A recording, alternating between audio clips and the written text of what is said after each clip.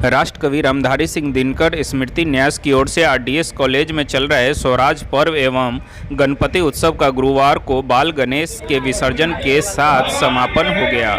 सुबह गणपति की पूजा अर्चना और हवन के संपन्न होने के बाद प्रतिमा आरडीएस कॉलेज परिसर स्थित पोखर में विसर्जित की गई। गणेश की बड़ी प्रतिमा डॉक्टर संजय पंकज के हथौड़ी थाना स्थित बिरई गांव में स्थापित किया जाएगा। मौके पर न्यास के अध्यक्ष नीरज कुमार ने पीएम और लोगों के सहयोग से मुजफ्फरपुर में लोकमान्य तिलक पुस्तकालय सह राष्ट्रीय संग्रहालय की स्थापना की घोषणा की। उन्होंने कहा कि लोकमान्य तिलक का मुजफ्फरपुर के साथ जो आत्मीय संबंध था उसकी विरासत को संरक्षित करने और राष्ट्रीय पुस्तक संरक्षित को विकसित करने की दृष्टि से ऐतिहासिक उपलब्धि मानी जा सकती है। सह संयोजक अविनाश तिरंगा ने कहा कि यहाँ के लोगों के सहयोग से गणपति उत्सव का संकल्प पूरा हुआ। मौके पर पूर्व मंत्री सुरेश कुमार शर्मा, आरडीएस कॉलेज की प्राचार्य doctor Amita Sharma, doctor Rajiv Kumar, doctor Meenu, doctor Payoli, Raghunandan Prasad Singh, Akhilesh Chandra Rai सहित कई अन्य लोग मौजूद रहे।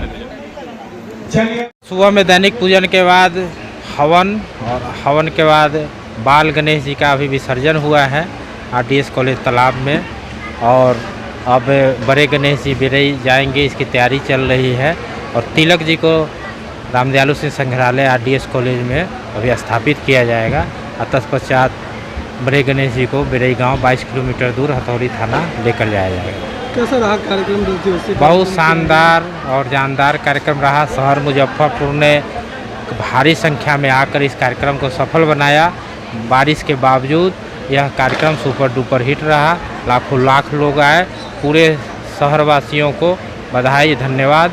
न्यास के तत्वावधान में 10 दिवसीय गणपति उत्सव ऐतिहासिक रामदयालु सिंह कॉलेज के परिसर में जो हुआ है, निश्चित रूप से मुजफ्फरपुर की आध्यात्मिक, सांस्कृतिक, ऐतिहासिक और साथ ही साथ सनातनी संस्कृति का जागरण है, संस्कार का जागरण है। तभी तो इतना आत्मीय परिवेश और 10 दिनों में विभिन्न विषयों को केंद्र में रखकर जो विषय नई पीढ़ी के जानने के लिए बहुत महत्वपूर्ण है, श्रेष्ठतम संवाद के साथ, उत्कृष्ट सांस्कृतिक कार्यक्रम के साथ, और इसमें सहयोग में सबसे ज़्यादा हमें रामदयालु सिंह महाविद्यालय का जो सहयोग मिला, इसकी प्राचार्य डॉक्टर अमिता शर्मा जी, और सांस्कृतिक वैभव के लिए doctor Payyoli, doctor Rajiv Kumar ji, doctor Meenu और इस महाविद्यालय के समस्त शिक्षकगण, पूरा महाविद्यालय परिवार, छात्र छात्राएं, सबका जो योगदान रहा वह अविस्मरणीय है। भगवान गणपति सबके विघ्नों का विनाश करें, सब पर अपनी कृपा बनाए रखें। नीरज कुमार के द्वारा, जो राष्ट्रकवि रामधारी सिंह दिनकर न्यास के अध्यक्ष हैं, उनके द्वारा जो संकल्पना की गई उसका विराट प्रतिफल, जबकि 2-3 दिनों का व्यवधान बारिश के कारण हुआ, लेकिन उस व्यवधान को भी नज़रअंदाज करके पुस्तक मेले में उपस्थित लोगों ने पुस्तकों की खरीदारी के साथ साथ संवाद में जिस तरह से अपने आप को इन्वॉल्व रखा, पूरी आस्था, पूरी श्रद्धा के साथ गणपति उत्सव का आयोजन। और आज लोकमान्य तिलक की प्रतिमा, और वही प्रतिमा एक पूरा शौर्य मुद्रा में तिलक जी, स्वराज्य हमारा जन्म सिद्ध अधिकार है, लगता है कि अब बोलेंगे क्योंकि संपूर्ण स्वराज्य अभी भी इस देश को चाहिए। तिलक जी की प्रतिमा रामदयालु बाबू के नाम पर जो संग्रहालय है, इस कॉलेज में प्राचार्य और उसके प्राध्यापक गण को श्री नीरज कुमार जी ने ससम्मान समर्पित कर दिया है। इस पूजा में जिन भी बंधुओं का सहयोग रहा, अविनाश तिरंगा जी, अखिलेश चंद्र राय जी और समस्त अपने बंधुओं का, सुधांशु राज, सबको मैं हृदय से साधुवाद देता हूँ। आयोजन मेरे हिसाब से सफलतम रहा। ऐसे आप लोग ज़्यादा सोसाइटी में बिलोंग करते हैं तो ज़्यादा आप लोगों को पता होगा, लेकिन पहली बार हुआ है ये गणेशोत्सव इस विद्या के मंदिर में, जहाँ ऑलरेडी सरस्वती माता विराजमान हैं, वहाँ अगर बुद्धि के देवता विराजित हो गए हैं। तो 10 दिनों में जो जागरूकता लाया गया गणेश पूजा के प्रति, वो सिर्फ गणेश पूजा नहीं, गणेश पूजा तो हमारे गुलाम होने के पहले से भी हो रहा था, लेकिन घर घर में हो रहा था। हमारे तिलक महाराज ने, लोकमान्य तिलक जी ने शुरू कराया 1893 में, जो अभी महाराष्ट्र में तो पूरे जगह कम से कम हमको लग रहा है कि 50-60 हज़ार जगहों पे मूर्ति स्थापित की जा रही है। मुजफ्फरपुर में ये बातें नहीं है, अपने बिहार में ये बातें नहीं है, मुश्किल से अपने सिटी में 2-4 जगह स्थापित हुए हैं। तो इनके साथ तिलक महाराज का भी जो मूर्ति स्थापित किया गया था, स्वराज्य हमारा जन्म सिद्ध अधिकार है, और गणेश पूजा करते हुए निश्चित रूप से अद्वितीय था। और मैंने तिलक महाराज को अपने संग्रहालय रामदयालु सिंह संग्रहालय में रख लिया है कि हमारे भविष्य में जितने छात्र छात्राएं आएंगे, जो भी हमारे आएंगे, वो आगंतुक आएंगे, निश्चित रूप से संग्रहालय में जाएंगे और जाएंगे तो पूछेंगे ये तिलक महाराज कौन थे। तो तिलक महाराज एक तिलक महाराज नहीं, तिलक महाराज में वो ताकत होनी चाहिए कि 1000 तिलक महाराज पैदा हो, जो हमारे देश के स्वतंत्रता पर कहीं भी आँच ना आने दे।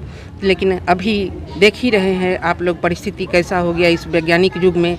हमारे बच्चे, आपके बच्चे जब ज़्यादा पढ़ लिख लेते हैं तो फॉरेन चले जाते हैं। अपने देश में आप सभ्यता को बदलते रहिए समय के साथ, संस्कृति जो बदलते जा रहा है वो बहुत ही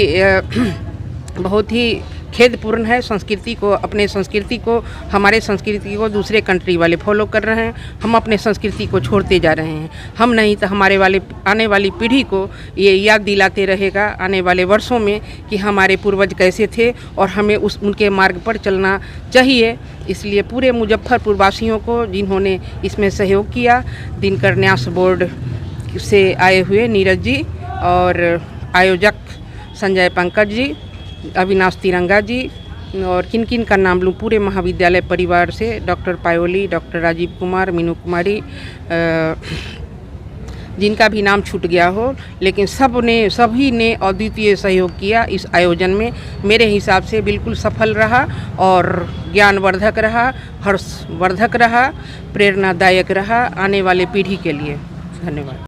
आयोजन के बारे में मुजफ्फरपुर के लोग बोल रहे हैं और मैडम भी बोली कि जिस विचार को लेकर चले थे, मेरा उद्देश्य, दिनकर स्मृति न्यास का उद्देश्य था कि लोकमान्य तिलक के विचार नई पीढ़ी तक पहुँचे।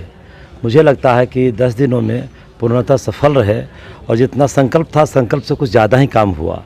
रश्मिरथी का मंचन, लोकमान्य तिलक का मंचन, स्वामी विवेकानंद का मंचन, और दुनिया के सबसे बड़ी कलाकार कथक सम्राट की टीम, बिरजू महाराज की टीम यहाँ करके नृत्य किए, और गीता के 11 श्लोकों पर वो यहाँ नृत्य किया गया। वो अद्भुत था, मैंने भी पहली बार देखा, क्योंकि वो विदेश में लगातार काम करती हैं पूरी दुनिया में। बहुत अद्भुत रहा, सांस्कृतिक तौर पर, सामाजिक तौर पे, आध्यात्मिक तौर पे, धार्मिक तौर पे, साहित्यिक तौर पे, हर स्तर पर ठीक रहा। ये गौरव का विषय है कि लोकमान्य तिलक रामदयालु बाबू के यहाँ आते थे और उनके सबसे गहरे जो संबंध थे, जो गहरा पूरे बिहार में जो गहरा सबसे रिश्ता था, अगर एक पहला व्यक्ति थे उनका नाम था रामदयालु बाबू। जब तिलक महाराज आए तो उनकी अवस्था 19 वर्ष रही थी और केसरी अखबार पूरे जगहों पर बांटते थे। ये कितना सौभाग्य, परम सौभाग्य है कि उस समय का 100 वर्षों के बाद का मिलन अब हुआ।